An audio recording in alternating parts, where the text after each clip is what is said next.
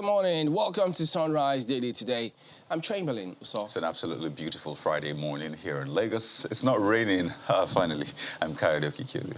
Yes, it's the weekend that comes with a lot of expectations. Good morning and welcome to Sunrise Daily on Channels Television. I am Bukola Samuel Wemimo. And from Abuja, good morning. I'm Maokwe Ogun Yusuf. Yeah, what's your day going to be like today, by the way? Well, you have to decide that yourself. Sometimes, you know, when you get out there, you just don't know what to expect on the roads. You could spoil whatever plan you've got. But then, you can change all of that. But we're looking ahead to tomorrow. It's going to be one of those days that determine what happens for the next 4 years in the history of a country. In this case, it will be Osun.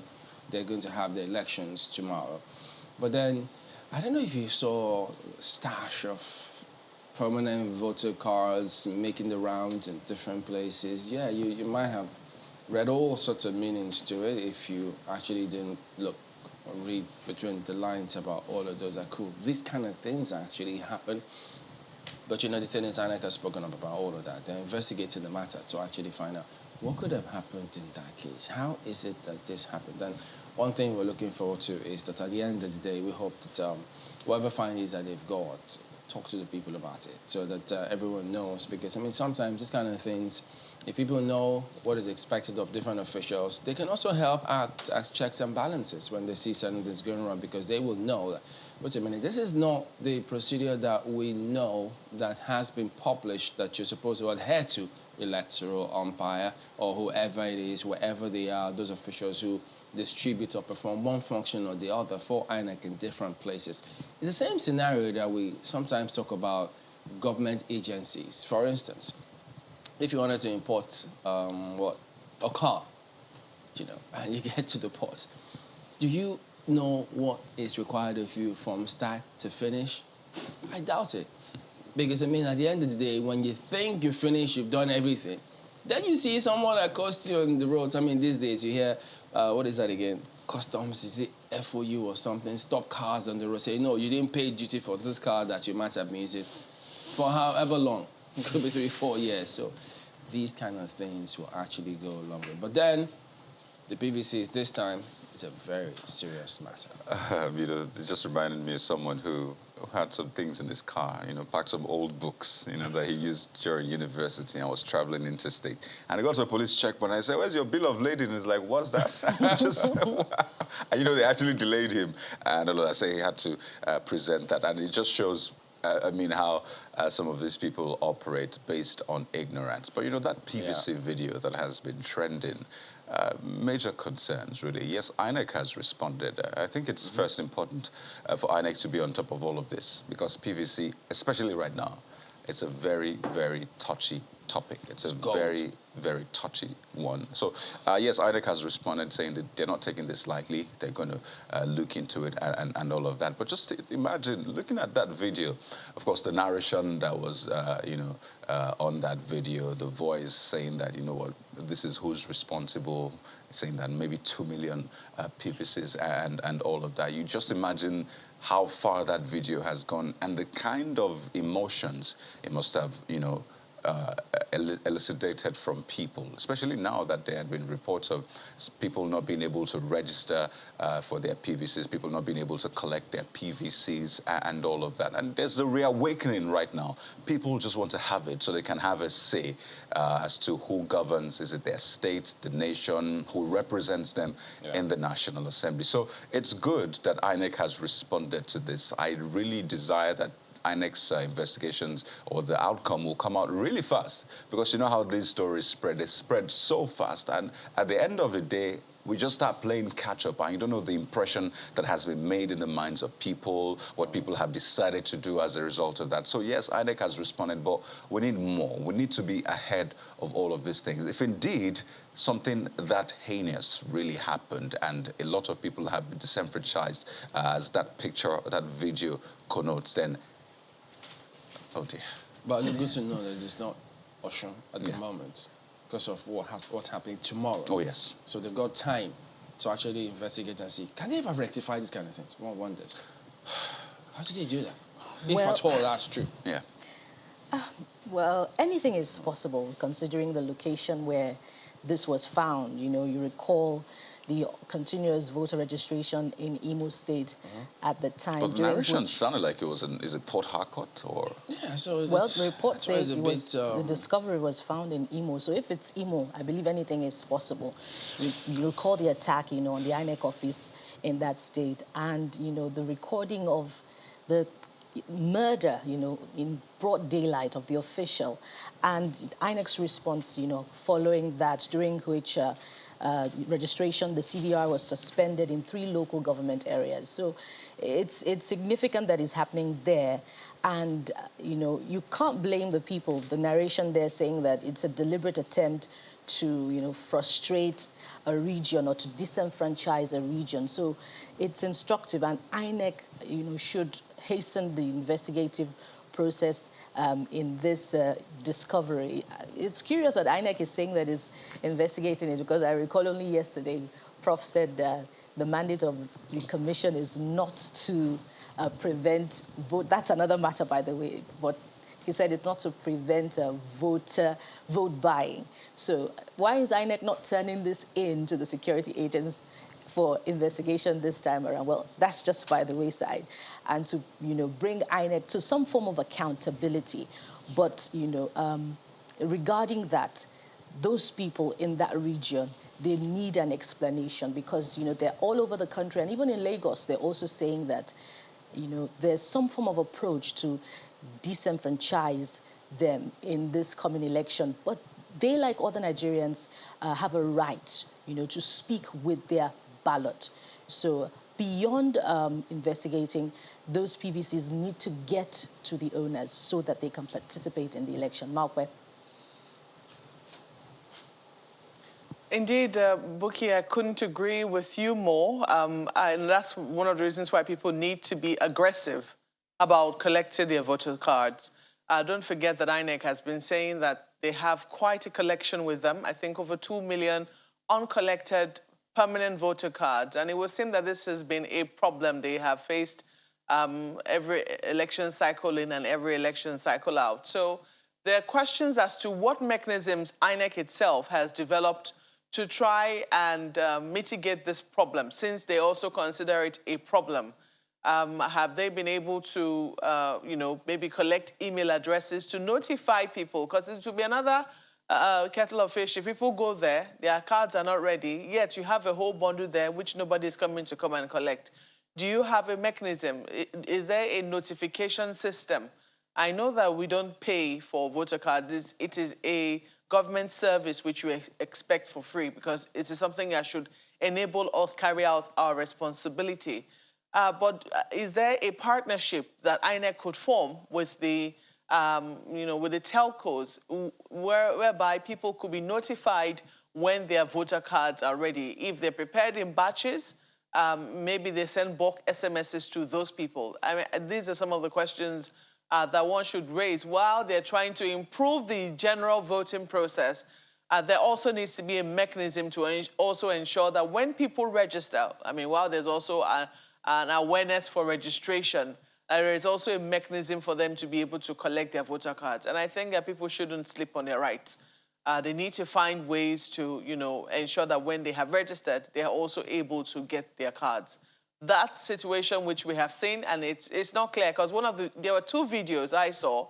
One of them had the name Rumudara mentioned. It sounded like a place in Port Harcourt, River State. I'm not certain. But then when the other video came out, there were also talks that that was a place in Imo. I do not know if Rumudara is in Imo. So I know that I saw 2 separate videos which had essentially almost the same type of content. They were filmed differently, but the content were that of mutilated PVCs. INEC needs to quickly finish its investigation, because people, I mean, confidence is particularly important in this in this election, and this will be one of the mechanisms with which they build confidence. Just to also mention that the people of Osun will not be the only ones going to the polls tomorrow. Members of the NBA will also be going to the polls tomorrow to elect a new president for the association. So there'll be questions. If you're a member of the NBA and you're also in Osun State. Which one of the elections will you be? Which one of the elections would you be attending? Is it the one for your state, or is it the one for? I guess the NBA. Maybe you can vote from wherever. Do they allow electronic voting? They could be showing an example for maybe just how the generality of the country should go. But yes, you're right. INEC needs to address this particular issue as soon as possible. Well, Ladies yes, and gentlemen. indeed. So quite a number of issues that will be expected of INEC tomorrow in terms of the voting. The BVAS, the much talked about BVAS, almighty logistics, kind of challenge it normally poses to INEC. And then transmission of results, you know, all those key areas. How about vote buying? Okay, I guess we'll keep tabs on that and see how all of that plays out with the elections tomorrow. The NBA, they sort out themselves. You know how the current president emerged? All of that interesting intrigues. I think it was electronic the last time. That's right. So, That's how it swung. It went a particular way. And so I guess it will also be equally interesting this time around. All right. Just to quickly add that Rumo Dara that in Port Malcolm Harcourt. mentioned is in Port Harcourt. Yeah. All right, let's go ahead and take a look at some of the dailies here today. Let's start with Tribune today. Insecurity, that's a theme. Last 12 years challenging for Nigeria. Buhari, I know, you said he can say that again? Well, blames terrorism on, guess what? Trans-border insurgents. I know you may ask, oh, have we been able to place a finger on it now? Orders military to wipe out terrorists, bandits. Note the operational word, wipe out. Leaving behind legacy of fighting corruption, he says. So all of these submissions by the president, I wonder how he internalized these ones in context of our present reality, as it were. So that's a big lead here. Last 12 years, challenging for Nigeria, ascribed to the president now. With this order to military to wipe out terrorists, I think the military might just like us to see that their action will be louder now. So maybe there will be swift action. You never can tell. So I guess we'll watch which space now? The bushes for the terrorists? Is this any different from any of the previous pronouncements? Well, I imagine the president has never told the military. To go there, but Because I imagine the president has never told the military, don't wipe all of them out. Okay, just wipe a bit out, all right? Leave the remnants. I imagine the president has never. So, is this any different from what we have heard? I guess we'll find. We'll see. I wonder if we should be losing sleep on that statement. Is there any significant policy statement coming out from that statement? Is there any significant policy direction as far as this is the battle Commander-in-Chief. against insurgency is concerned? According to the paper, the Commander-in-Chief has ordered military to wipe out terrorists. We know. So it's significant. Additional equipment, approach, adopted by the the armed military forces. said they don't have equipment. Do they need more now? I think that's top on the list of challenges. Welfare, the right platforms and equipment and all of that. We'll attempt to break it down in the course of the program. The numbers, of the armed forces. Don't worry. Keep your gunpowder dry for a minute. We'll come to that as we progress. We'll discuss it on the show, actually. So perhaps we'll explore all of those narratives. But look at this other rider at the bottom straight. Osun, Makinde, Wike absent as Atiku Okawa lead PDP grand rally for Adeleke. Court dismisses suit seeking Oyetola's disqualification. So all of that on the front page here today. Take a look at Vanguard newspaper next. Leads with this same faith ticket story yet again. Selfish northern governors pushed Tinubu into same faith ticket. This comes from Sheni, northern APC Christian leader, host of riders. Says Nigerians can't afford Muslim president for 24 years. Notes APC discriminates against Christians. Same faith ticket is party's business. ACF, I think that came out a few days ago. Adds Awolowo Azikiwe had Christian tickets.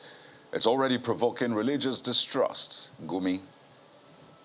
We considered all factors before taking decisions. Lookman, that's NWC member, says we'll convince Nigerians it won't discriminate against anybody. Group challenges Tinubu to make Lagos APC governorship ticket Christian. Uh-oh.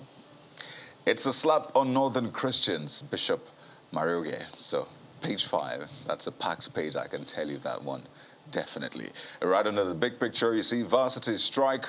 Why FG rejected Briggs Committee's report. Presidency source. Oh dear. Yeah, We set for another...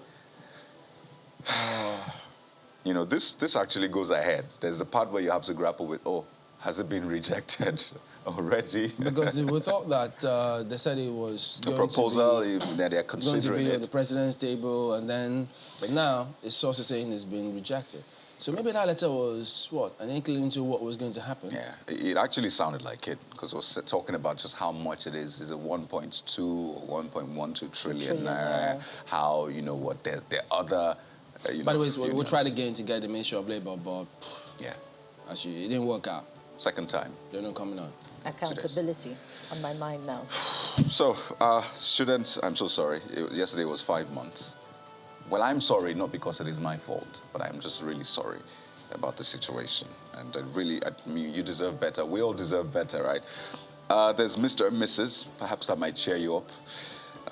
You see, Mrs., in fact, telling Mr. They're trying to get a meal, saying, "You've never told me this story before. You mean you tried a thing like that? You applied a love powder on your face to woo me. So what happened next?" Mrs. asks. And Mr. says, "Well, I was just 25 meters away from your house when it started raining heavily." Saved by the bell on the one hand, because imagine what Mrs. would make of that.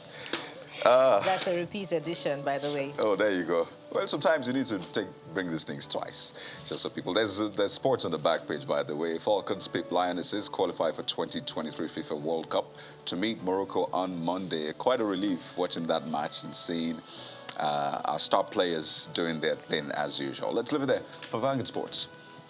And from the Vanguard, let's turn our attention to the Guardian newspapers. And it seems that whichever way you turn, the consequences of the APC's decision on the Muslim ticket is still haunting them. And that's where, you know, the Guardian chooses to focus on with its big story. Muslim ticket.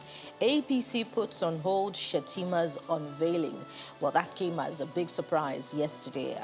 With everyone wondering what could have informed that decision just at the time that the unveiling was going to happen. Is there a change of mind that is coming somewhere? Or is it just, you know... They said you wait for a later date. They will announce another date soon. Well, just asking, could be logistics. It maybe, could be scheduling. Maybe logistics. It could be a host of different things. It could be part of the, you know, sometimes you need to... Yeah. You never know with these chaps. Yeah, you never know. Okay. Opposition mounts, and the riders provide an insight into who's opposing. Make a change now, Ohaneze tells APC.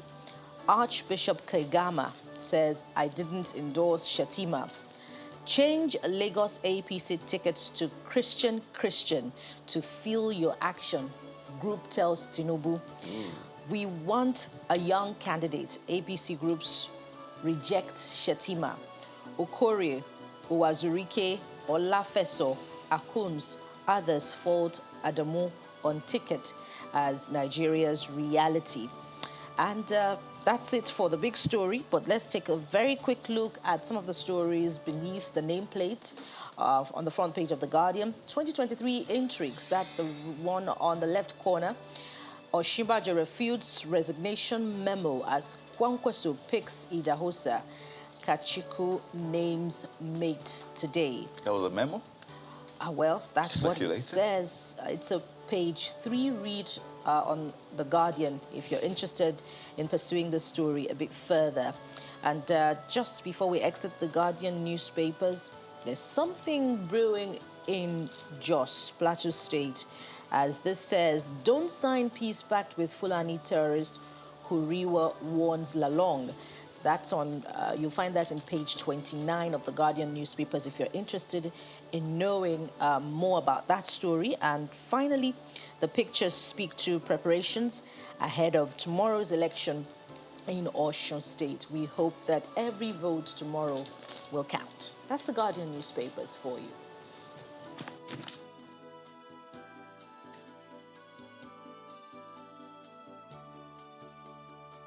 Well, let's look at Leadership Friday for you. Amid tension over Muslim ticket, APC shifts unveiling of Shettima as Tinubu's running mate. That is the lead story there. Party support groups reject ex-Borno governor Babachir insists the Muslim-Christian ticket. INEC closes portal midnight. NNPP's Kwankwanso picks Bishop Idahosa as running mate. He's not a threat to us in Northwest, that's according to the APC. And then look at this. Don't allow repeat of 2018, PDP tells Osun voters. That's also on the front pages this morning. A number of other stories right there. Donald Trump's first wife, Ivana, passes away at 73. That's also there. Resignation memo, I have no plan to leave APC. After failed presidential bid, Ayade clinches APC senatorial ticket. That is also on the front page. ICPC probes MDAs over COVID-19 intervention funds, procurement infractions. Looks like ICPC is the new, it doesn't even bark, it just bites. That's what the ICPC does. Back page is a conversation with Azu, Tinubu, Shettima, and the Christian vote. Another opinion on this. Let's leave it there for Leadership Friday. Telegraph next. Let's see that one as well. They are looking at it a bit different from the main story, but theirs is about security. And look at that. Buhari to armed forces. It's your duty to confront, wipe out terrorists, insurgents. So that's the way they see it. Pledges support to accomplish their task. Says most global security challenges asymmetric, trans-border. President has enough time to fix the country. Afenifere. So that is what they see there. But then they're not losing that focus on 2023. As you can see at the bottom strip there, it says why Shettima wasn't introduced to APC's NWC. So you're getting some whys now. Lawan replaces party's presidential running mate in Borno Central Senatorial District. Yeah, initially it was a bit confusing when that came off. But then perhaps when the new date is announced, you may be looking out for will all the governors be present on the day? I mean, all the talk about all of them not being on the same page about this. Is there any truth to it at all? And now they say why Shettima wasn't introduced to APC's NWC. So will that happen before the new date that is said to look out for? Who knows? There's no telegraph today. I doubt if any member of the NWC has not met before, like in past, but of course you get what this is. Take a look at the Daily Times next. Leads with security as well, or should I just say insecurity. Wipe out terrorists, bandits, Buhari orders military. That's what we have seen across the front pages. Vows that masterminds of Kuje prison attack and other attacks will be sent to their creator. Just on top of that story, you see this one. It's been quite some time coming. Nollywood actor Baba Ijesha jailed 5 years over sexual assault. I saw, I think it was 16 years in another newspaper. So we want to find out more details on the inside pages. A couple of other stories. 14,500 killed in 4.5 years in West Africa by terrorists, says ECOWAS. 5.5 million people in dire humanitarian needs. If that doesn't stop anyone in their tracks, I wonder what will. That's the Daily Times. And from the Daily Times newspapers, let's move to Daily Trust. And perhaps I could quickly do a comparison with what you've just read. The first story, not the big story now, beneath the nameplate says 48 terrorists killed, 3,858 surrendered in 2 weeks in Northeast. That's according to the Defense Headquarters. That's some stock taking there. But how significant is this, considering all that's happening in terms of security report across the length and breadth of Nigeria? Perhaps we may need more effort to rein in on insurgency, banditry, and kidnapping. Now let's take a quick look at the big story on the front page of Daily Trust. FG British High Commission mum as IPOB warns envoy to stay off Southeast. Let's see what the writers are saying. Perhaps they could provide some insight. Group says High Commissioner Igbo hater. Warning shows depth of insecurity. Attempt to embarrass federal government. That's processing the story now through the eyes of perhaps university dons. INEC staff injured as gunmen attack registration center in Enugu. Well, it appears as if these continuing perception about marginalization, about discriminatory policies against them is unending, and perhaps INEC should do a bit more, particularly to continue the voters registration exercise now in those local governments, perhaps to just assuage their fears and about it's also important to protect exclusion and disenfranchisement. Yeah, it's also important to protect INEC, the facilities. So I don't know, maybe the communities can do better. Yeah. Because I mean, it's action and reaction, really. If these areas or these facilities keep getting attacked, I mean, it's only natural for them to withdraw, at least to safeguard the lives of the officials. Staff, yeah, yes. exactly. Yeah, absolutely. And that's it on the Daily Trust newspapers. Yeah, so that ends a look at some of the dailies as well here today. We will be back in a moment. Stay with us.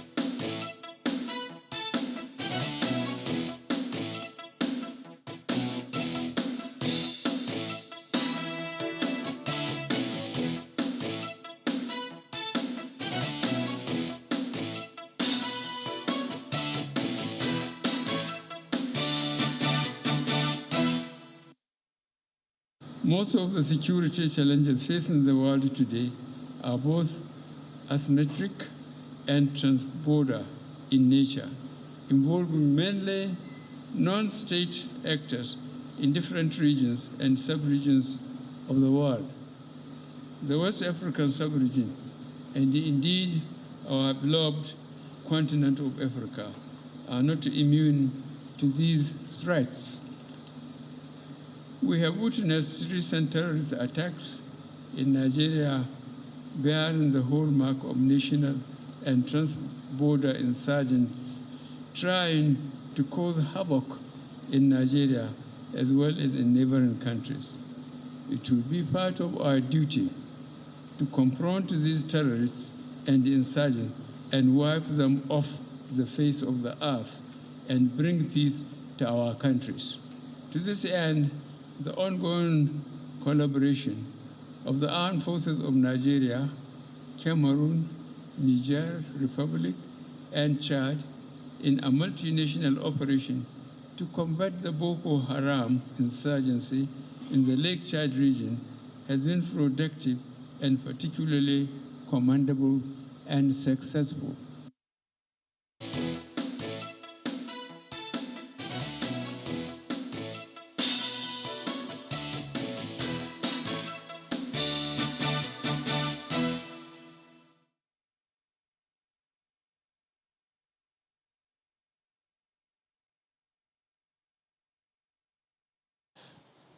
Welcome back. We'll talk about the president's recent directive and sundry matters now.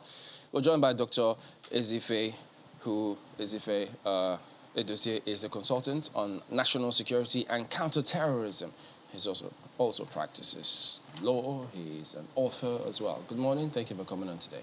Thanks for having me. Well, looking at that headline as the papers reflected it today, the story was also yesterday while he was speaking in Jaji. And questions came through saying, well, people immediately remembered the president's previous directive on this matter that the army should act. But again, this is the commander-in-chief who's speaking here. And usually when commanders-in-chief give or make certain statements, you expect commensurate response from the army. But in this case, people just ask, wait a minute, how do we relate to this kind of scenario?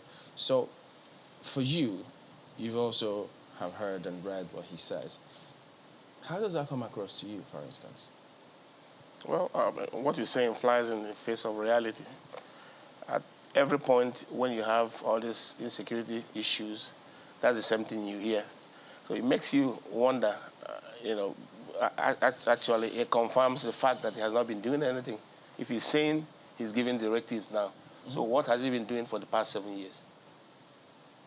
He was voted in principally because of his military experience, and people thought he was going to do something about insecurity. And if he's saying this when he has less than a year to go, what has he been doing for the past 7 years? That is the question that comes up. Okay, but with this, when the CNC says this, and the forces are listening to this, they are trained to take this instruction and run with it. So they can't reason the way regular people reason about this. So shouldn't they be running straight up and addressing this matter headlong without thinking whether or not he said it before? Well, it remains to be seen. Now that he has said it, let's see what happens in the next week or two. It just doesn't make sense. Whoever wrote that speech is not thinking right, because it just confirms he's not been doing anything.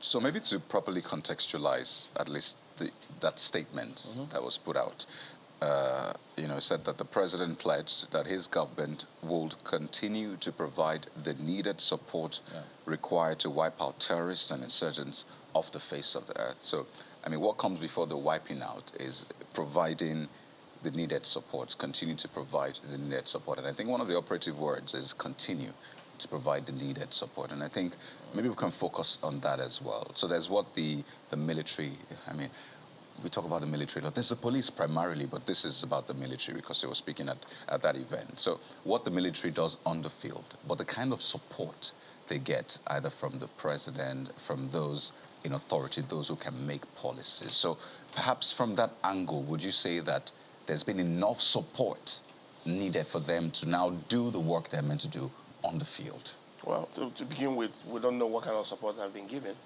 The stories we've been hearing and seeing on Facebook and you see military people complaining that they don't have enough equipment, and the way they have been losing to all these terrorists, each operation. About a week or so ago, they killed about 30 soldiers in Niger State. I mean, how is that possible?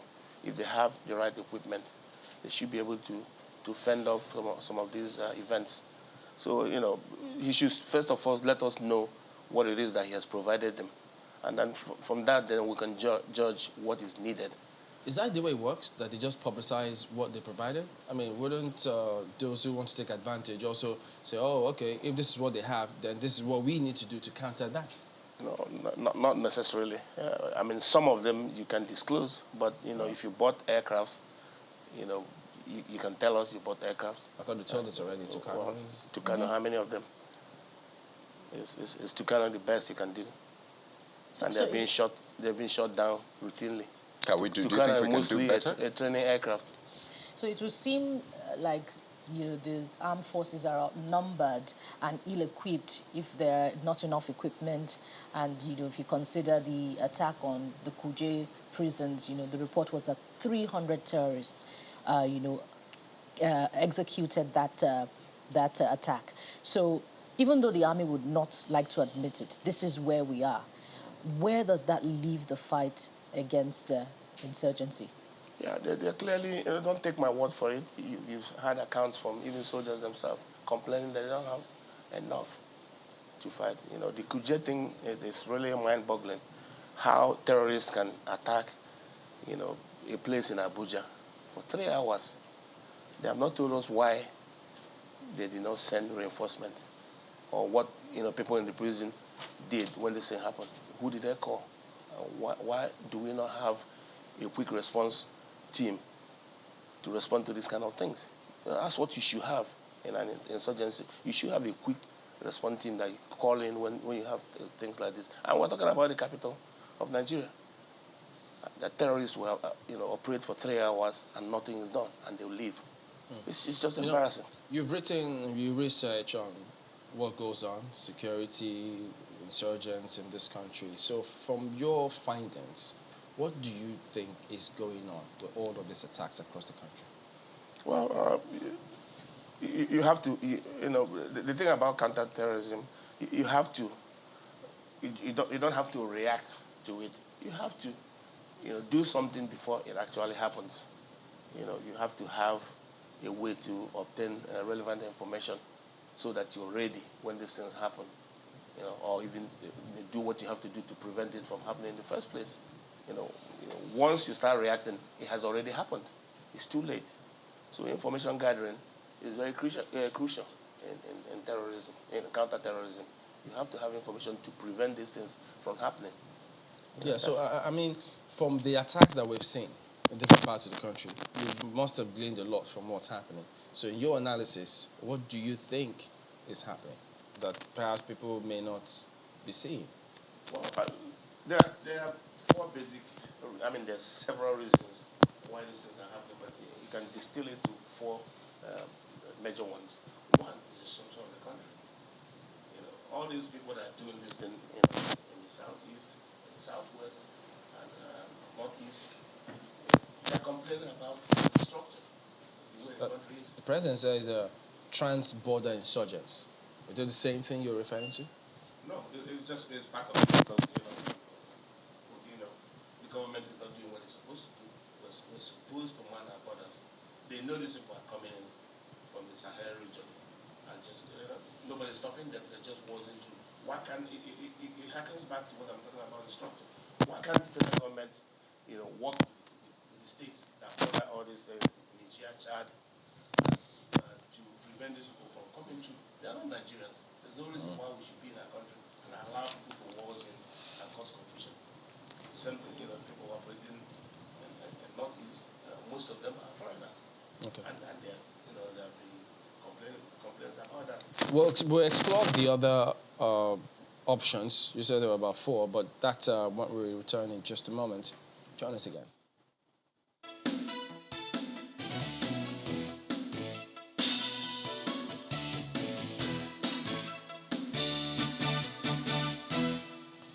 Welcome back. Well, the president having given that directive, pledging more support to the army, asking them to wipe out insurgents.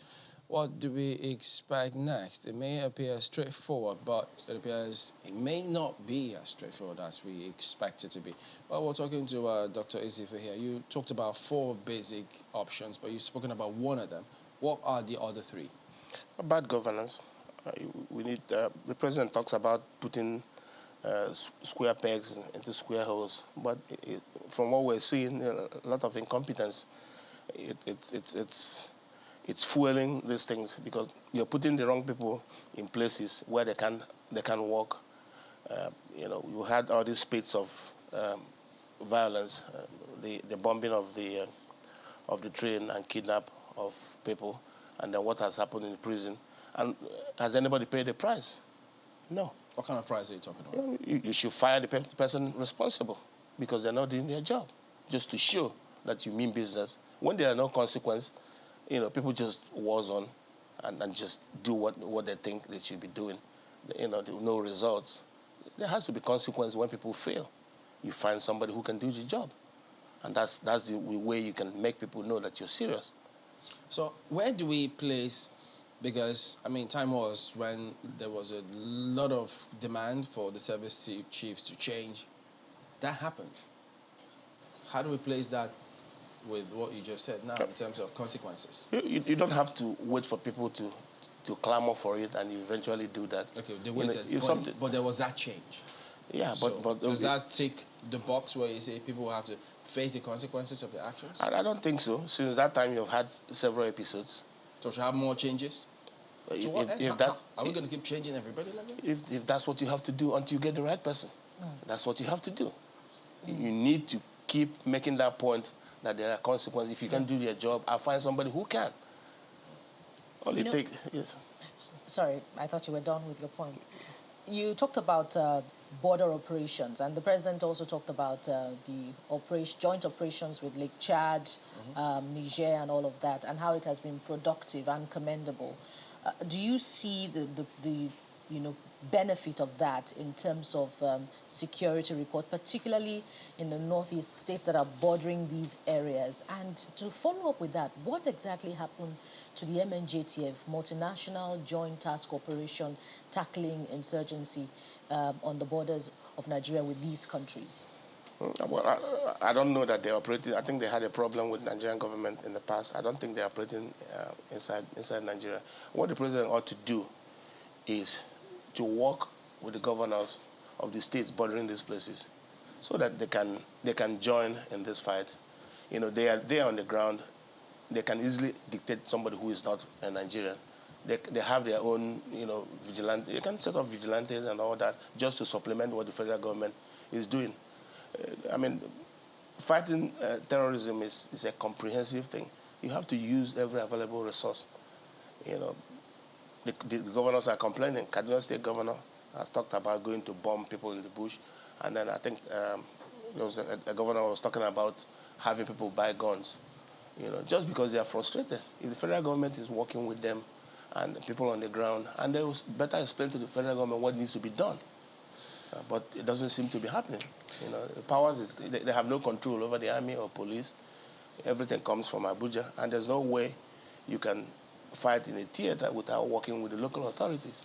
We'll still get the two other points, and we've touched on two. The second one was bad governance. We'll touch on two others, but I'd like to still follow up on this trans-border matter, because I think it was one of the major points of the president's speech and the eventual statement, saying that the recent terrorist attacks we've seen in Nigeria bear the hallmark of national and trans-border insurgents trying to cause havoc in Nigeria as well as neighboring countries. And we can think about the recent attacks, the Kuje attack, the attack perhaps in Owo, which government said was pointing to ISWAP, and some other attacks. We've seen the Kaduna-Abuja train attack and the rest. And I'm just wondering, what is then the grand plan here? If it looks like Nigeria is, for lack of a better term, lucrative for trans-border insurgents, and like they're making an inroad more and more daily, what is at stake here? It's a lot. Anecdotally, what we hear is that the stories out there that if you want to make money, come to Nigeria and kidnap somebody, and you make money, and people are flooding in from all these neighboring countries, even as far as from Libya. Since he knows that, he needs to redouble effort at the northern borders to make sure that these people are picked up, while they are coming in, and interdicted. So the thinking out there is that Nigeria is lucrative for insecurity. That's why else would they be coming here? It's easy. You pick up somebody, you make them, government negotiates with you or some individual and pay you 10 million, 100 million and all that. It's a lot of money. But this is not an ungoverned space. Sorry? This is not an ungoverned space. This is Nigeria. I mean, you talk about Nigeria in the past. You talk about Nigeria's military. Nigeria used to be the, for lack of a better term, star boy in terms of military might, even helping out other nations. So what could have happened from then till now, such that it will look like it's a free-for-all? We have a military, we have a police, we have, different security agencies. No, they're not, the boys out there are not motivated, they're not paid well, they're not trained well, they're not equipped with the right, equipment to fight the modern warfare. So, these are the problems. I don't understand why a ragtag group can just face an entire military and they'll run. It doesn't make sense. They're not motivated. They're not paid well. They are not well equipped. So it's the problem of the government. They need to train these boys well. They need to equip them. They need to pay them well because they are risking their life. But whichever way you look at it, there's always another question. The argument has been made about how the government was able to swiftly rein in on non-state actors, i.e. IPOB, i.e. Igboho in the southwestern part of Nigeria. So and at that time, were they ill-equipped? Were they unmotivated? So is the government really helpless in reining in on banditry and insurgency? I don't think so. My sense is that there are interests that are interested in having this thing go on because they're making money out of it. We're back at the point of interest. Who are these people that have interests? Some people in government, some people in business, benefit, people who supply arms. And then we have a bloated budget, military budget and security budget. What does it translate to? I'm sorry, that means, Dr. Ezefe, we've heard that people in government from time to time, if there's anything I think has been consistent, there are people in government that may be complicit and all of that. And this is something we've heard for years from the government of President Goodluck Jonathan and now this government. So to what end? Who can help us make sense of this? Because you've said it doesn't make sense. And that's something I've heard again from even security experts saying, we're tired. We don't seem to understand. So who can help us make sense of this? Because if there are allegations that, people in government are complicit, you said people in business, who do we turn to make sense of this? That's the job of National Security Advisor to look into this thing. Look into procurement. See how these budgets are implemented, where the money goes to. That's how you know who is doing this and who is interested in fighting this and who is not. So what would the other two be for you? The other two is obviously corruption. Because of corruption, the money that is supposed to go into providing social amenities, don't go there. It goes into private pockets. And, people are there lacking the necessary service. Look at light, for instance. I don't understand why Nigeria, at this point in time, will not have 24-hour light. And it's affecting businesses. It's affecting the ability of people to create jobs. And because of it, the youth are restless. They don't have a job. It harkens back to the last point, which is, abject lack of social mobility opportunity for the youth. And they become easy prey to all these violent groups. If somebody finishes from the university for 10 years, he doesn't have a job. If somebody comes to him with a proposal to go and kidnap somebody or do all these things and get paid well, what option do they have? So that's the fourth one. Did you get any insight, for instance, from any of your friends within the army who says, look, this is actually what is going on, but we cannot speak, but they just explain to you? Did you get any of your submissions from any one of them? Well, yes. They can't speak openly about all this stuff because of chain of command issues. So everybody, I think, knows what the issues are. But because of politics, you don't expect them to say it openly. I'm hoping that they voice their, they give the proper advice to those who should do something. Whether or not their report is taken seriously, it's up to the people in charge. Just for mention, the final one. No, I said the lack of opportunity. Lack of opportunity. That's the final.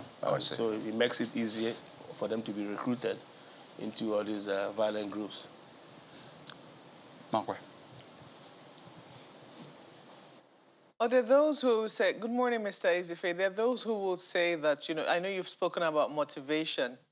Well, some will ask, how much more motivation do we need for our, maybe not motivation, equipment do we need for our armed forces? Because we've seen supply of equipment in recent times, and in some instances, it does seem that they are overwhelmed, and then, these insurgents take over the equipment sometimes.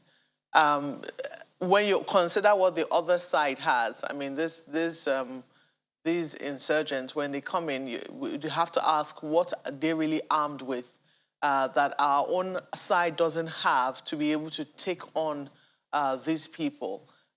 When you look at, I don't know if you were to compare like for like, would you really say that, equipment is where the problem lies? Yeah, equipment is not the entire problem. It should worry you when all these ragtag organizations are better equipped than the Nigerian army. It's a cause for concern. To what extent are we using something like drone, for instance, to gather information? These things don't cost a whole lot. We can, all these forests they are talking about, you can put a drone up to go through the forest and pinpoint where these people are.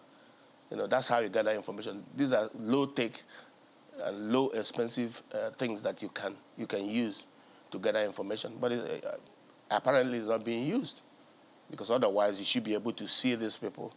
If you have a drone up and circling that place, you'll be able to pinpoint where these people are, so you can move in there and pick them up, or actually send an aircraft there to bomb them. But if you don't have the necessary in recent times, sorry to interrupt you, but in recent times, the military have spoken of its successes in the northeast of the country. In fact, those who live in Borno, there's been an attempt to also get people out of the settlement camps and take them to their, ask them to go to their permanent or their former places of origin. That's where they came from before they went to the IDP camps. I'm just wondering, why you think that we did not foresee that while we're doing, clearing out the northeast, the northwest could also be a problem on our hands, which is where we have a lot of the issues now. Katsina, Zamfara, Niger, Kaduna, all of these states are in the northwest of the country. Was it an oversight? Was it, are we facing another threat entirely from that region, or is it people who are going from one end to the other? Some people have suggested that, Boko Haram have, transmitted to, looking for a way to make money to sponsor what they're doing by kidnapping. So some of them may be Boko Haram, but there are also, people who are doing these things, a crime of opportunity to make money, like the people that come from abroad, from other countries to come in here. So it's a mix, but a government should be able to confront, whatever is within its borders. Even if it's happening in 6 geopolitical zones, we have a government. That's your responsibility to protect your citizens. So it doesn't really matter that it's happening in the northeast and northwest at the same time. We should be able to handle both. We have hundreds of thousands of soldiers. We've seen attempts at the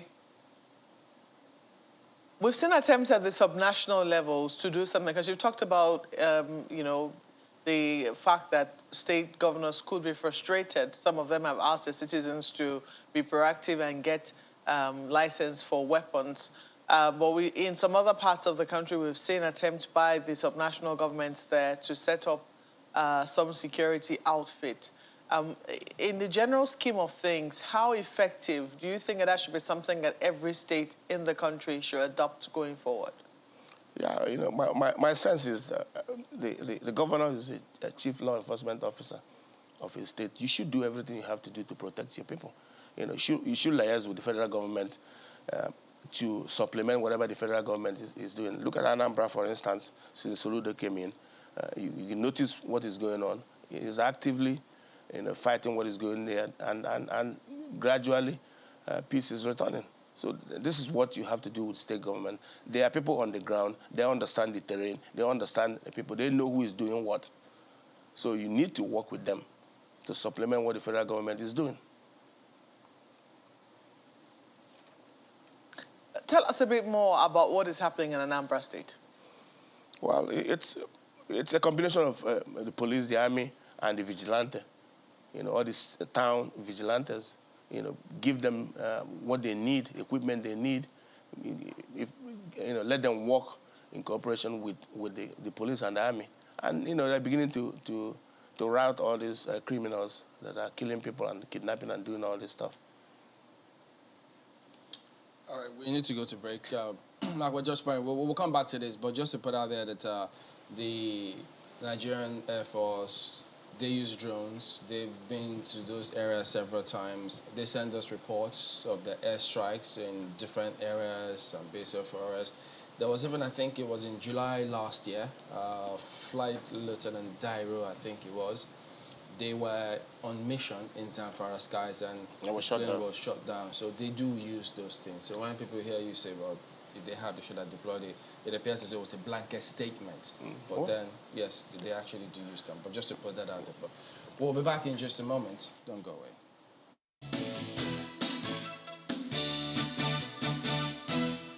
Welcome back. Well, keeping our focus on the president's directive to the armed forces to wipe out insurgents. What should we expect from that comment? We've now been joined by Mr. Ralph Obasugye virtually. Good morning, and thank you for joining us on the program today. Well, Good first, morning, Chamberlain. yeah, so give us your understanding of what you think is going on with this insurgents and killings, attacks going on in different parts of the country. Yeah, I think I've been listening to Dr. Ezefe. He has put everything so succinctly, but there are some aspects I would like to bring into it. And I'm sure you must have seen the video of the late elder statesman, Dr.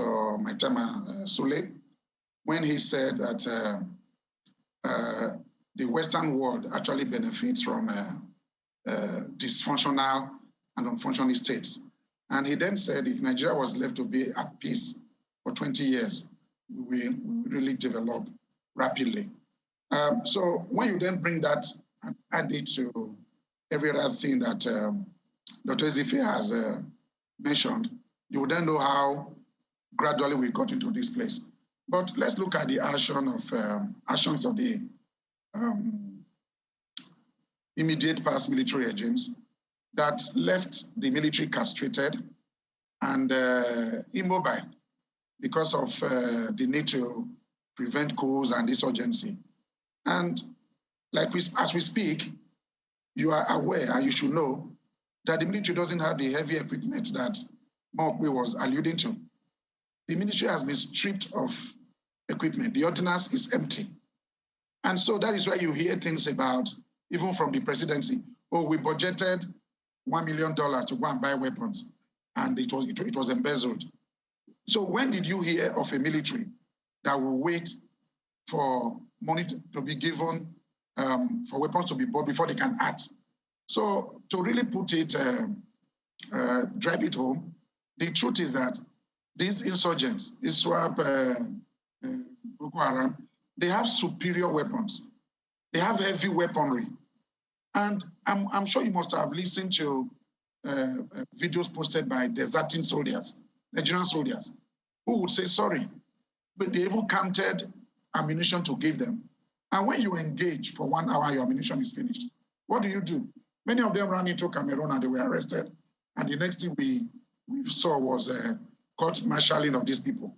Now, if you want to win a war, the reason why colonial masters were able to colonize us, especially in my place where battles were fought for 6 years between the Benin soldiers and the British Army. The British Army succeeded because of superior firepower and technical know-how. Our soldiers are well trained. We used to be the cynosure of peacekeeping missions in Africa.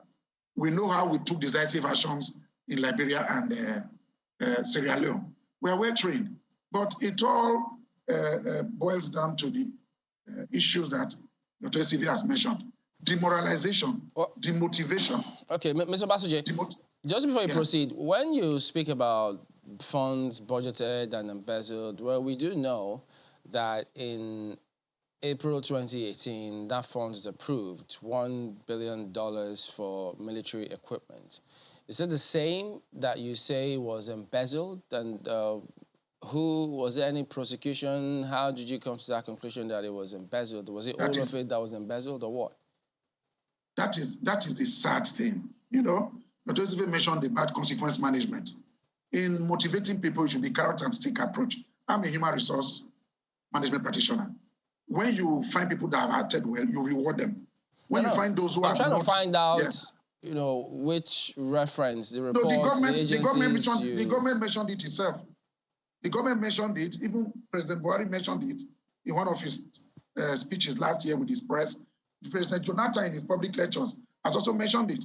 You were aware that a plane was seized and impounded in South Africa when Nigeria went to the extent of carrying physical cash, going to buy weapons from South Africa. So and the South African government impounded that money. Did the same thing happen to the one that this government budgeted for military equipment as well? Serially, and I would like to quote Mr. President and the Minister of Defense. But again, what has happened is that, how did we get here?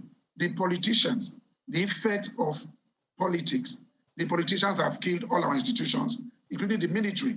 If you listen to senators, you remember when there was the arguments about padding of budgets. What happens is that even when the defense budget is approved, it is shared amongst politicians. Half of it gets to the military. The military hierarchy looks at what the politicians have done, and what is left goes into their pockets. And the truth is that our soldiers are fighting without adequate weapons. How can an insurgent be carrying AK-57? You know what AK-57 needs? Those heavy AK-47 weapons, okay, with a longer range, with devastating effects, and our soldiers are carrying AK-47s. The insurgents are coming with RPGs, handheld. We even saw in a video, wizards. How did they get these weapons? How did the supplies come in? That goes into the porous borders. And like I said in my last interview with you, you know, there's been several budget defense and approval by the National Assembly for the army. They appear before them to defend their budgets, and that goes on a yearly basis. The budgets they requested, they approve. So on what basis do you then say that the politicians embezzled those funds that they approve for the army? I don't want to mention names. I was close to a minister about 2 dispensations ago. And for him to even get his bills approved by the National Assembly, he had to pay the National Assembly. And he mentioned this to me face to face. And it was a sad thing. And that is what is going on. And what I'm saying, Chamberlain, is not strange because the government itself had mentioned it. Buhari himself had mentioned it, that money that was budgeted went into private pockets. So I'm not saying something out of the blue. Look, but look at the borders. I can't confirm what you've said because I don't have any information whatsoever about who spoke to you or under what circumstance. But are you trying to suggest that they are all saying they are helpless? It's a complex problem, Chamberlain. Party politics has done Nigeria in, and I don't want to dwell on that. Let's look at the security things. Yes. The way we have practiced our politics is money politics, corruption. Dr. Ezefe has told you, you can't pretend, Chamberlain, not to know that it is monumental corruption that has led to all the failures we are having in Nigeria. And if it is not checked, Nigeria, look, the US, for instance, if we had a functioning state, the state should be able to question the US when the US ambassador and the US government brought out published statements to say Nigeria is a failing state and Nigeria will collapse. They first of all said it will collapse in 2020. When it didn't collapse, they said 2023. You understand? If we had a good government that can look them eyeball to eyeball, they should have taken them to task to say, yeah, because that statement is pregnant. The other part of this is that, to me, someone watching and listening to you will think, look, what is it? If they say they're helpless, if they say the monies are embezzled, the monies find their ways into people's pockets, and things can't be done, and it's complex, and all of that, are people supposed to accept that excuse from those who they elected to protect lives and property? Now, if they claim to be helpless, why are they still in office if they can't do anything? Yes, that is why we have to listen to what Dr. Ezefe said. Dr. Ezefe has talked about corruption. Dr. Ezefe has said about so many things. Look at the borders, for instance. Why are we not proactive to prevent influx of people? But in a dislocated, dysfunctioning economy, where the insurgents are paid better than our soldiers, you will find more recruits amongst unemployed people. But we have the bigger problem, right from Nigerian independence, we have the bigger problem of affinity and consanguinity amongst indigenous populations in the north and their brethren across the borders. You can hardly find any family in the bordering states from northwest, around Katsina, Kaduna, Sokoto, that don't have relatives in Niger and even Chad.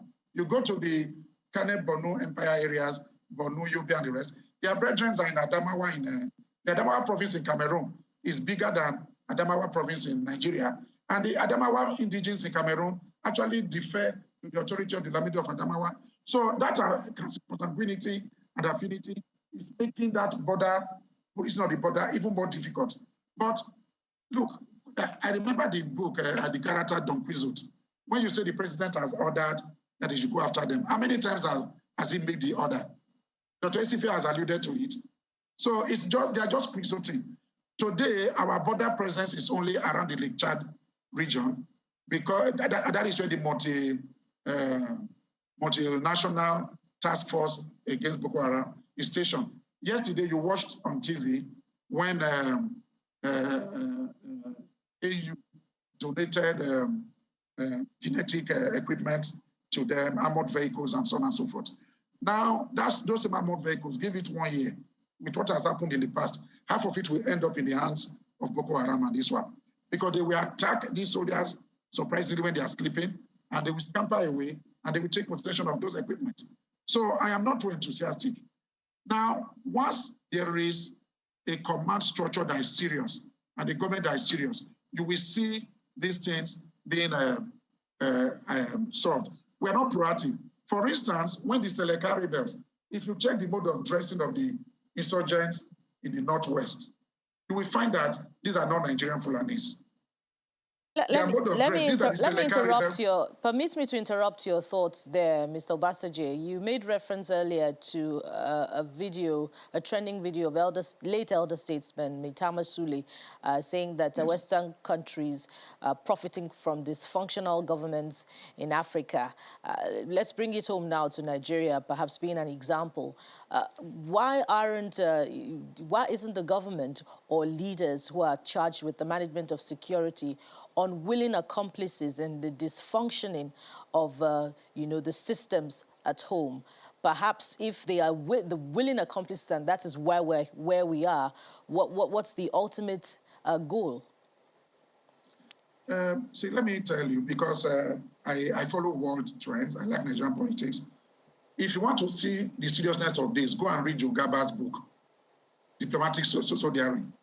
He mentioned briefly in that book the drama between Dr. Henry Kissinger and Murtala Mohammed of blessed memory, when the Nigerian government, led by Murtala Mohammed, took control of the position of the Organization of African Unity and recognized MPLA, Mouvement Populaire de Libération Angolais, which was led by Dr. Agostino Neto. And Dr. Kissinger flew into Nigeria. When you start doing their total diplomacy, you don't know what they discussed. He flew to Nigeria, went to the Dam Barracks, and trying to give an order to General Murtala Mohammed that he should support Savimbi instead of Agostino Neto. And Murtala Mohammed, in his characteristic manner, according to Jogaba, stood up and walked Kissinger out of his office. And Jogaba said in that book that he was apprehensive when that thing happened. And of course, Murtala Mohammed died. You knew during the coup trials, all the confessions that the coup plotters made, who were the sponsors. So it is not a child's play about what the Western world, led by the US, is doing in Africa. When you have chaos, like the gold and diamond in Zamfara and Elisha, who is buying them? Who is driving?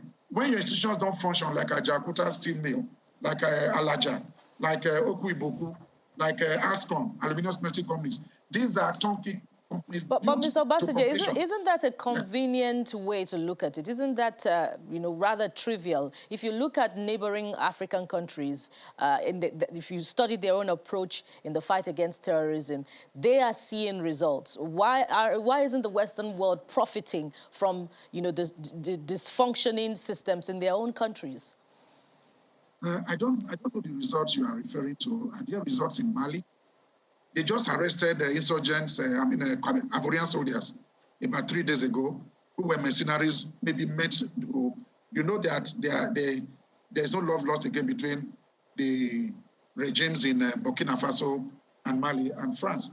And you know how France has been controlling the resources of the Francophone African countries, who are the majority of the neighboring countries Nigeria has. So it is the same thing because you could make reference to Chad.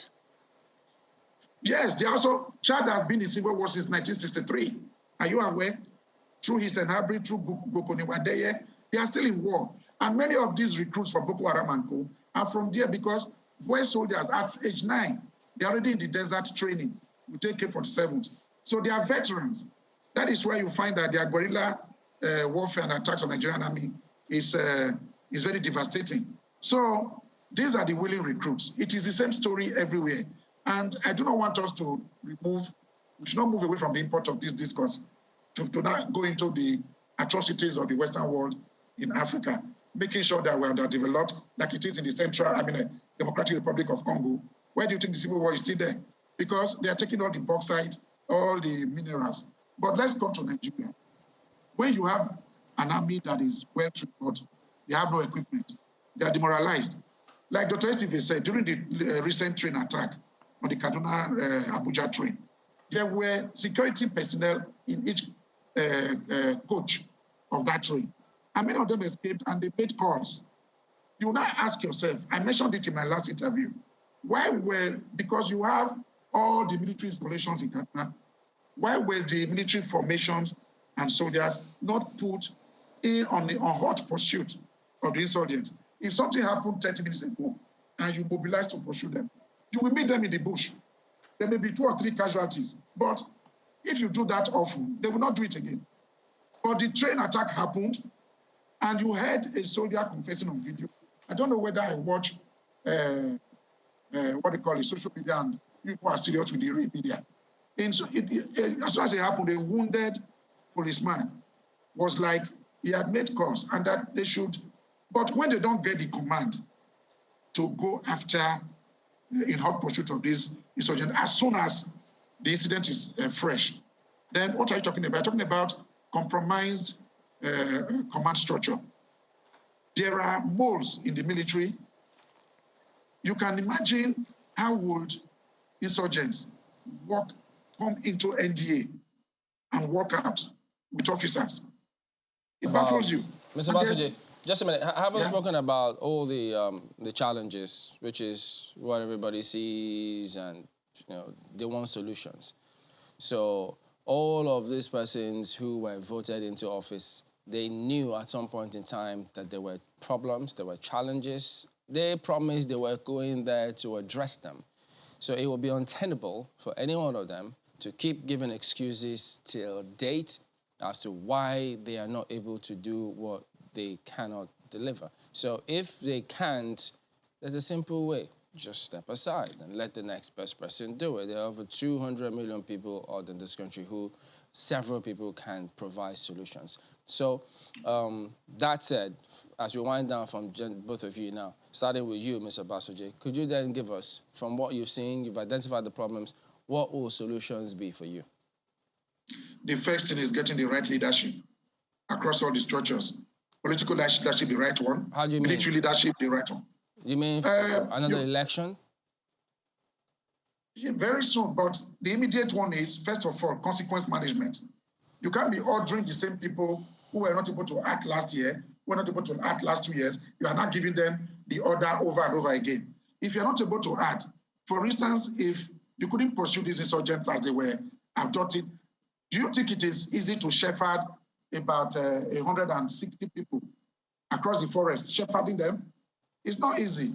So when you say that they give you all of this information and you analyze and highlight all these challenges, how come that there's no mention whatsoever concerning the security architecture of the country? Because if you don't have a good foundation, how can you deliver? No, I mentioned in the last interview that our architecture is okay. Well, here now. It's okay. Yes, our architecture is okay. It is the people working the architecture. And in the military, it is a hierarchy. It's a command structure. A recruit cannot do otherwise. That was why Fela sang Zombi, Ajoro Jara Ajoro. Go straight, shoot, they will shoot. Are you restricting the security architecture to only the military? No, we have various aspects.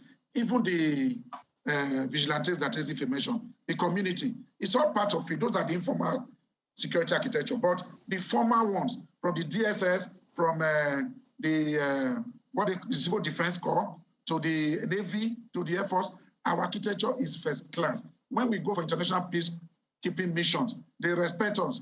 When our police go for peace missions, either to Rwanda or to Lebanon, those the UNIFIL, they respect us. So it is command structure, the leadership, direction, and so on and so forth. All right, well, here, let's bring in Dr. Ezefe as we also wind it down on this one. So if you were to proffer solutions, what would they be?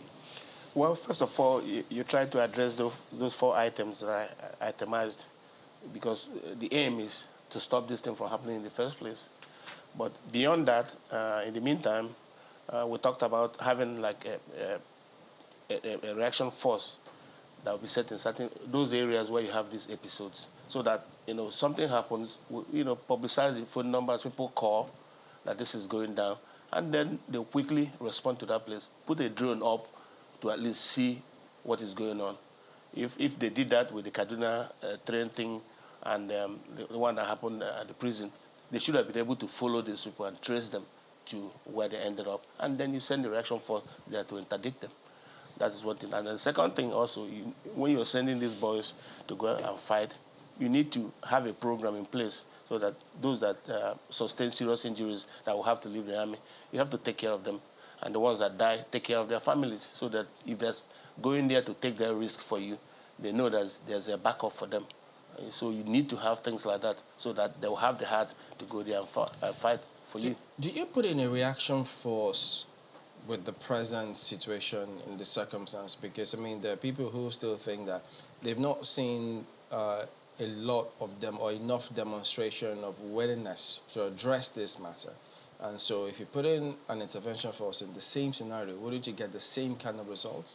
We're hoping that the government will take things seriously and then pick a handful of police and army and other paramilitary, train them, bring in people from overseas, Israel, US, some other places, and train them well and set up, just like you have mobile police doing what they're doing, you set up such a thing in the areas where you have problems, Kaduna, northeast, southeast, and some of these places. So, and then have phone numbers you put out in the public, so that once something is going down, people will call, and this is happening here, and then they quickly scramble aircraft, drones, whatever, and then as an advanced party to at least pinpoint and see what is going on, and then while the ground forces will move in, that will be their job, just move in there and deal with the situation, in addition to what the rest of the security forces are doing. Reports abound about how these terrorists are able to gain the trust of the population, offering them soft loans, offering them protection. Why hasn't Nigeria been able to, the government now, record some success in terms of the non-combat approach to tackling insurgency and banditry by deploying the same approach, either in terms of, appealing to the sensibilities of the population such that they do not go the way of the terrorists, or tackling, terrorism using the non-combat approach as well? Yeah, that's something they're not doing. Like I said earlier, when you have bad governance, you lose the trust of the people. If they had all these social amenities and things in these villages, and why would people go to the terrorists? It's because the terrorists are offering them more than their own government. This is just what it is. The government is not functioning well. So the terrorists come with their offers, which is better than what they're getting from the government. So they switch sides. Is it, at the end of the day, possible to wipe out terrorism off the face of the earth? Or let me just say, off the face of Nigeria? That would be an unreasonable thing for anybody to think. As long as you have those factors causing this problem, you continue to have people that will go to the other side. So until you address the underlying factors that breed terrorism and violent crime, it will continue to be part of the scenario. You just have to find a way to respond to it whenever it comes up. But it's in this statement categorical. It's not as though I'm inferring from it. These are the words: to wipe out terrorists and insurgents off the face of the earth. So is this just the usual messaging for you? I mean, just so people can have something to hold on to and have some hope, or you don't think it's possible? I think it's, on the part of the president, to be fair to him, it's an aspiration. Doesn't mean that you can accomplish that. It doesn't even make sense to you to think that you can accomplish that, but at least it's something to aspire to. And if Nigeria needs help, shouldn't it be asking for help? And there's been this conversation about using mercenaries to tackle insurgency and banditry and kidnapping. Is it a possibility? There was some success recorded during the time of former President Goodluck Jonathan with the use of mercenaries. It's something you can't leave any options off the table. Even in America, they use mercenaries, or they call them contract fighters, because they don't want to use their troops. They have all these contractors that will supply men. They're well paid, and they get the job done. I don't see why Nigeria cannot do it. Is the body language of this administration showing that it will explore that option? No, Nigerian government has this thing, I don't know if it's pride, but it's stupid pride. You have to do what you have to do to secure your country. They kind of feel that if you bring in mercenaries or somebody from abroad, that means that they have failed. No, you have not failed. You're exploring all options. So it's something that, Was there a categorical statement as to the government's position on that? No, not, none. They used it during. They used it during. Referring to. They used it during Jonathan, but when the president came in, I think. So they haven't said that they will not. I know the arguments went back and forth. The Minister of Defense had said that we're not thinking. But we don't know if that's the position of. The CNC didn't counter it. So well, he didn't. I mean, that's why I asked about body language. The governor of Borno said that's the way to go, but the minister said, I don't think so. Yeah. But there are private contractors, in Nigeria that would say, you know what, allow us to even come into the field as well. We have a lot of experience. We have a lot of manpower that we can bring on board. But it looks like it's not going that way. Is that something we can explore? Yeah, that's what I recommend in my book. You should explore that. One, you save the lives of your soldiers. Secondly, you're using the best of the best that can go and pinpoint this problem. They have the equipment, they have everything they need. They just go there and take out these people. Well, the president has given that directive to the army, so people will expect commensurate response from the army. But gentlemen, I want to thank you both for coming on, Dr. Edozie Ezefe and Ralph Obasuje. Thank you for having us.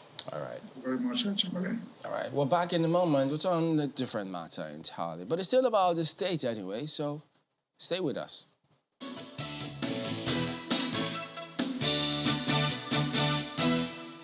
Welcome back. Well, when they say the media has a role to educate, inform, entertain the people, this is going to be one of those many roles now, one of those caps that we'll have on. So we're talking about, you hear it in a moment. Makwe? Indeed, it's already on the television, respecting national symbols. And we had to have this conversation after that one more thing which we raised on Wednesday, where there was some confusion over the playing of the national anthem at a rally organized by the APC in Osun State. Members of the party were all gathered in the stadium, and it seemed that the event was about to start, and then they started playing the national anthem, and then it stopped and started again and stopped and started again, and right when they were about to finish, the MC called for it to be stopped. And then there were questions as to what was going on. And much later, the anthem started and played in full. We had to raise that. Sadly, we can't play that again today because it has party symbols. I mean, it's at the rally of a political party, and we have rules. The broadcast rules state that we cannot play political rallies, show symbols of political parties 24 hours before the polls for an election. So that's the reason why we cannot bring that video to you. But I'm just trying to put that in context for you. It raised the question of how we take our national symbols, whether we understand the importance of our symbols. In this instance, Mrs. Abike Dabiri Erewa, whose voice we heard asking that the national anthem be stopped, has since issued a statement saying, on behalf of the organizing committee of the Osun governorship rally, which took place in Osogbo, we apologize for the mix-up in the queue to begin the singing of the national anthem to herald commencement of proceedings. She says a protocol officer had immediately rushed to the stage when the national anthem started playing, signaling that it should be stopped as the vice president was a few minutes away. This turned out not to be so, leading to the seeming confusion on the queue as to when to start or not to start the anthem. So that was the statement which she put out, apologizing for that, for the confusion which we saw. But a number of people have said it was a disrespect to our anthem. But it raises the question of how well do people understand the importance of these symbols? I mean, I was asking a colleague of mine how many of us would have fallen prey to that particular will I say, wrong call that, national anthem should be stopped because the vice president were just a few minutes away. But this morning, we have somebody who has also tried to raise this issue in the National Assembly to ask that it be legislated upon. Honorable Sam Onugbo is a member of the House of Representatives, and I know that you've raised the bill. Honorable, you're welcome to Sunrise Daily First. Good morning to you. Thank you very much indeed. I know that you raised this bill in the House of Representatives, and you were quite concerned about the treatment of our national symbols. What made you do it? Thank you very much. What actually motivated me to try to amend the Coat of Arms and Flag Act is the idea, the knowledge that I have now acquired that very young people, particularly people who are growing up in primary schools, teachers, and even leaders, musicians, and people who are looked upon, they mix up the Nigerian flag, and they don't accord our symbols the respect that they truly deserve. And when I reviewed the bill, the act that was put in place, enacted in 1960, when the Coat of Arms and Flag Act was put in place, I now found out that, in one of the sections which talked about offenses, the fine there is 100 naira.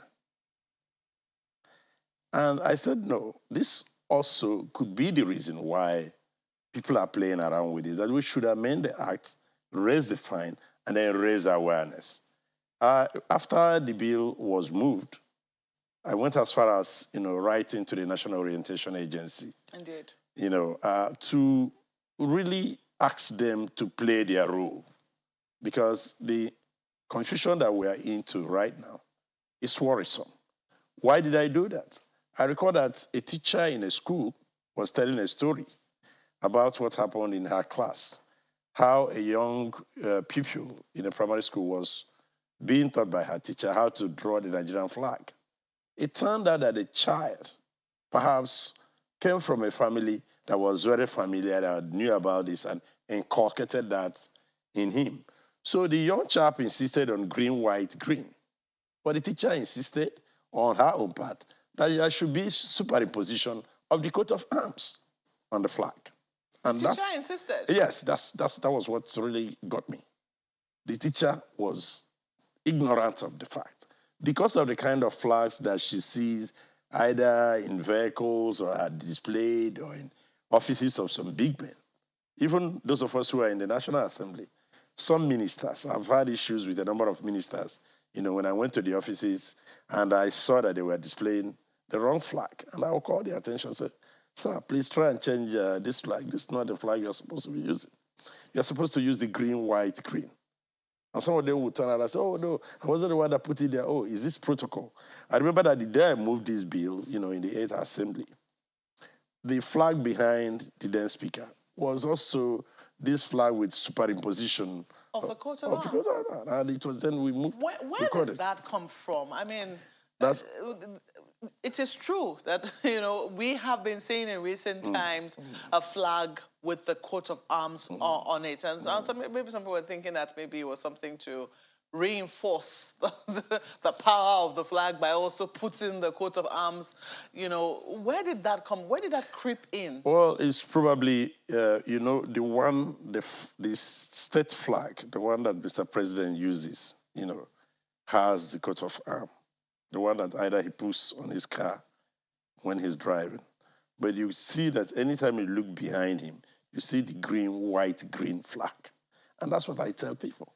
I tell my colleagues too, you know, because a situation where very confusing flags are manufactured, produced at Area 10, at Oluwale, all over the place.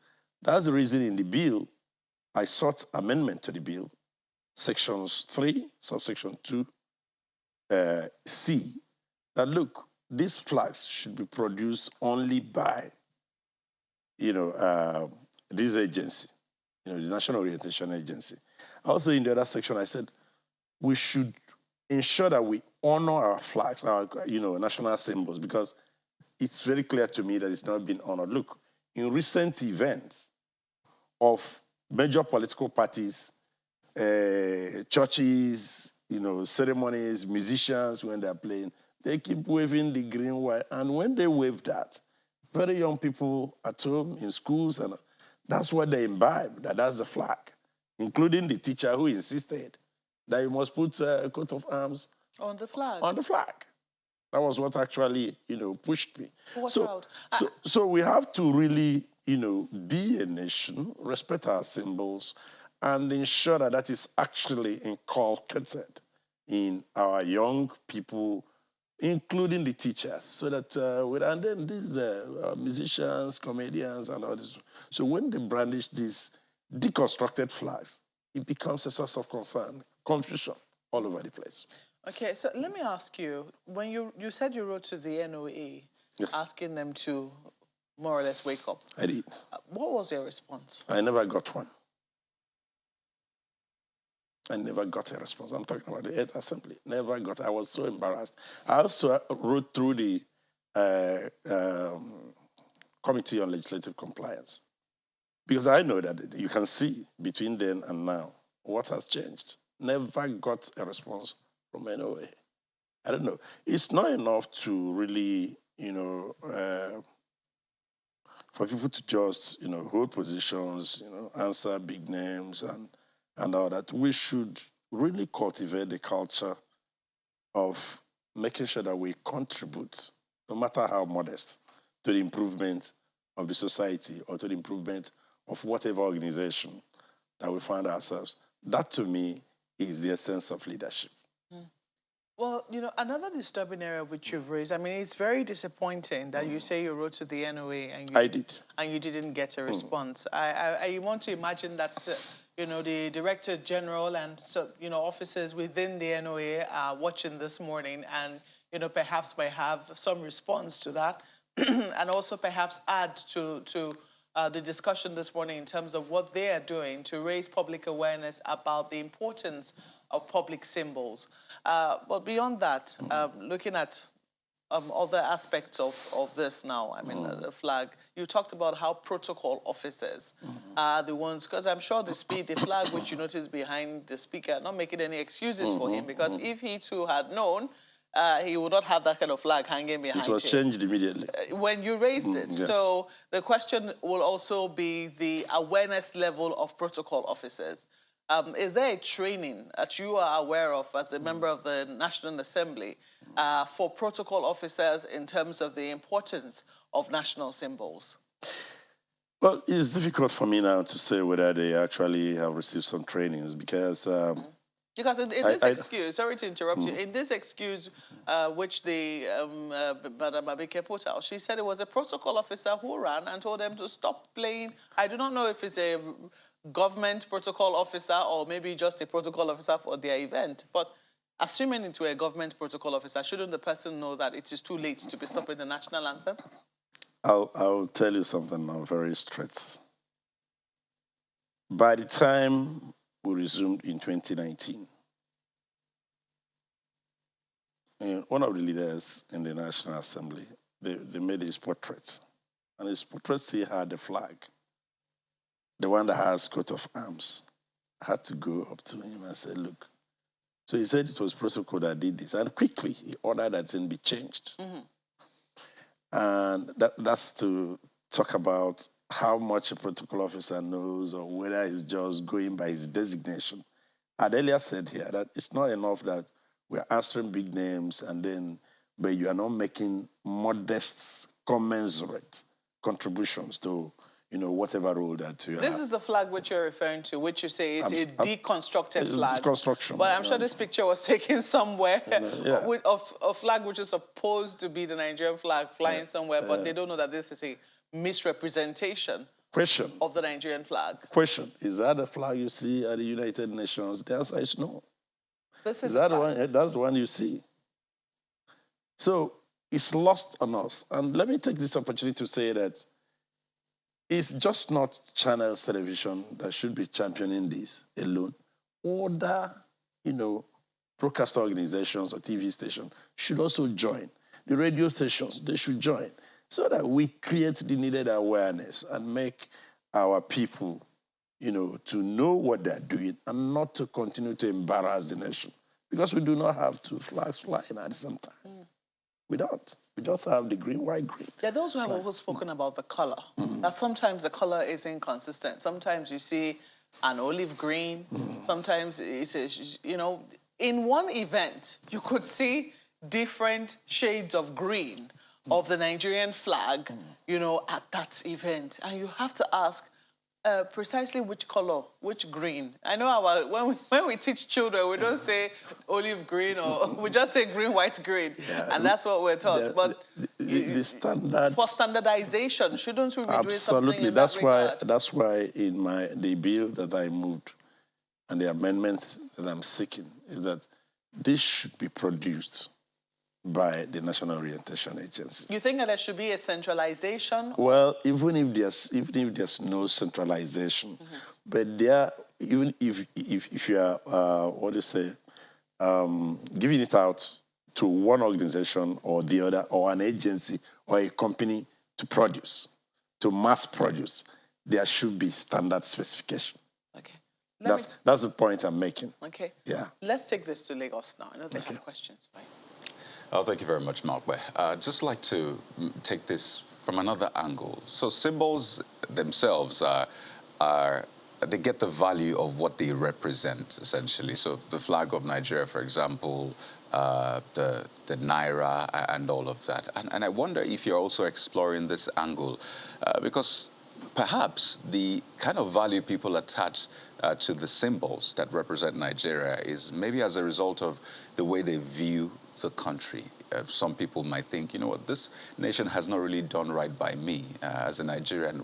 How much have I really gained? You see, a lot of people would rather travel abroad and respect, the flag, the nations, the law enforcement officers, stay on a queue in other countries. But when they come to Nigeria, anything goes as it were. So is this also, are you looking at that as a result of the kind of experience they have had with Nigeria as a nation? I mean, in terms of the leadership, the political actors, how well they've been able to, meet the promises or the yearnings of the Nigerian people. So is that also another angle you're looking for? Because they say respect is essentially earned. You can't force it. So whatever fines are put in place, it might not achieve much if the people don't, or Nigeria at least, doesn't earn the respect of the Nigerian people.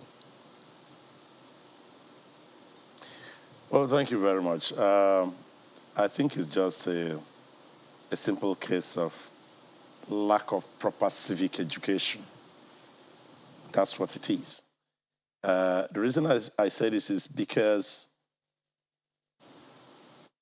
I worked for the U.S. government, for the U.S. Embassy for almost 18 years here in Lagos. And I know that it's not a question of people traveling abroad.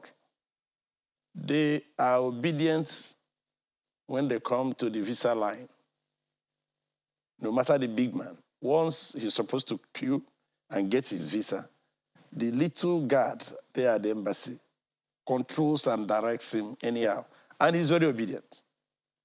He obeys immediately. So there's something wrong, where we don't take certain things seriously. And to think that, okay, the nation has not done this or hasn't done that for me. Some of these people are highly placed people. Okay, so if you are talking about the nation the nation has not done this for you, how about those who are members of the House of Representatives, House of Assembly, senators, ministers? Can you also say that the nation hasn't done something for these people, for them to know what to do? It's lack of proper civic education, lack of awareness, and the usual, perhaps I don't care attitude that we bring to bear on some of the things we are doing in the nation. Because if people who came to get visas could just queue, obey when the guy, they say, oh, God, this way, and he stays in line until he gets his visa. Once he gets to NAPEX, he does in Lagos, his color and everything changes immediately. It begins to exude power. We just have to teach ourselves, our children, that humility pays. Working to contribute to a system to see it positively transformed, that it pays, it helps everybody. Those that I met and pointed out these things to, some of them were not aware. They didn't know. But some just believed they needed multiple colored flags behind them as a show of their authority. So it's not necessarily about what the country has done. Yes, I agree that in some cases, when a country has not done well, has not actually protected a citizen very well, you begin to worry about the issue of to be faithful, to be loyal, and to be honest, as is in the National Pledge. Honorable, I'm just wondering, if I heard you right, when you talked about the flags that the president uses, whether he's in office, giving a speech, or in transit, one with the coat of arms, the other without it.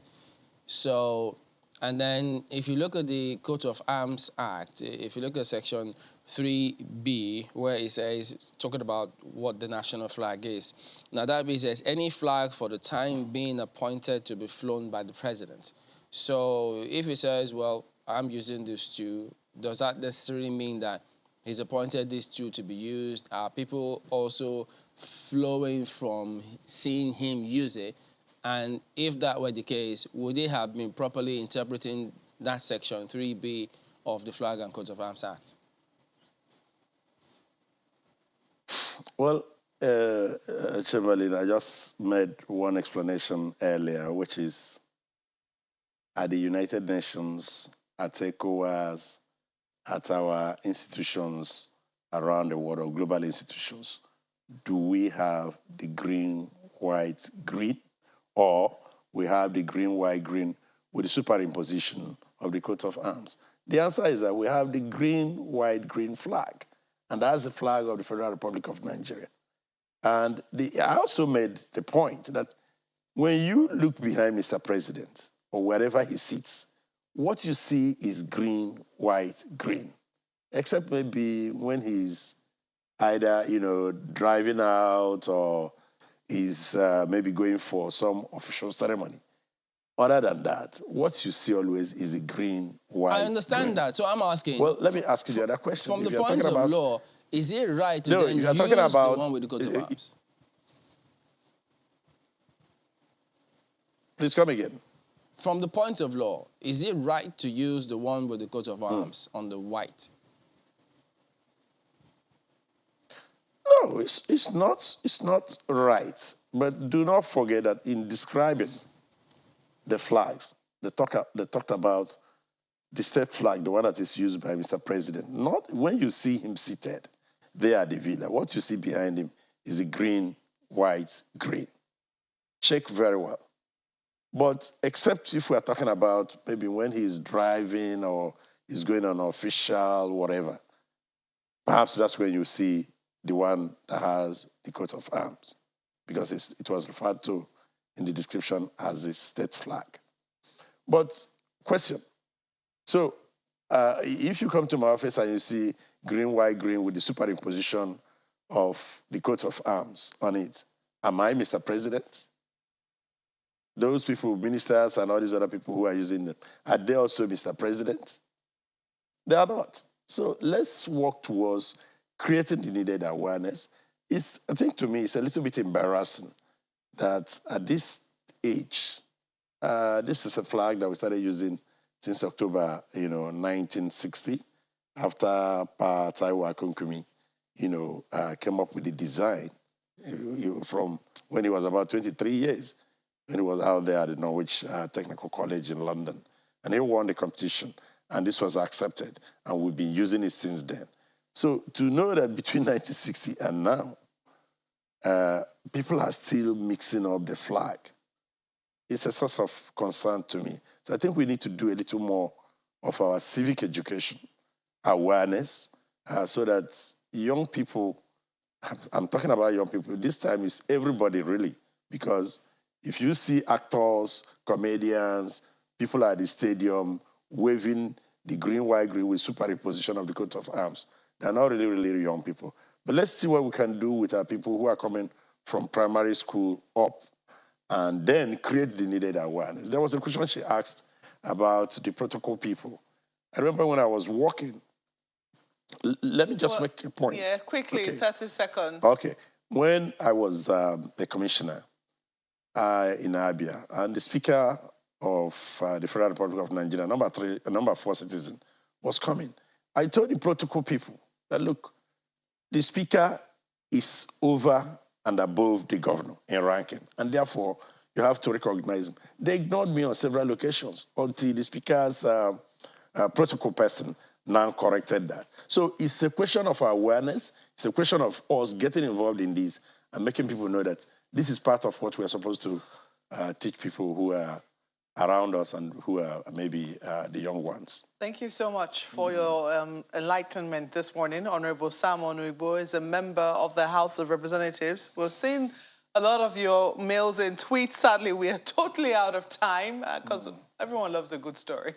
But we hope that we get a response from the NOA on this and see what we all can do to uphold our national symbols. Thank you so much for watching. I'm Mark Welgun Yusuf. I sunk my head in those messages. Quite interesting. But, we have to run. Thank you for joining us. I'm Kayode Okikulu. Thank you for watching. I am Bukola Samuel Wemimo. Remember, you can't wait until life isn't hard anymore before you decide to be happy. I'm Chamberlain Nuso. Have yourselves a very great day.